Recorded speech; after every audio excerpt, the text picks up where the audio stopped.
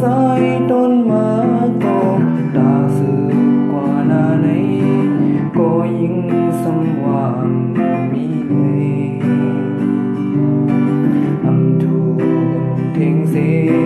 giờ ăn giờ hấp cắn âm o bên quam bông khô ma có sai tôn mà có ta sự qua na này có những sâm vàng tân này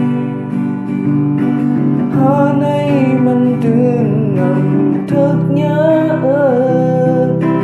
hà này mình thương ngầm thức nhớ mùa ngon anh hôn nhắn em bay hôm nay mà gòn anh nấu dám em bayวันนั้นเป็นสู่และเป็นเฮาเยาวนอน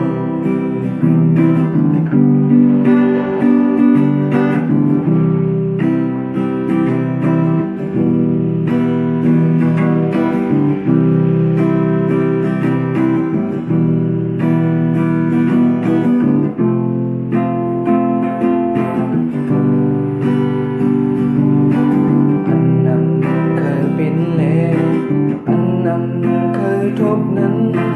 นึกเลิกสำไกเลปินมาโอฮักปนตีก็อันสาทุกมันหาญาตางลูตามผ่านกุยเล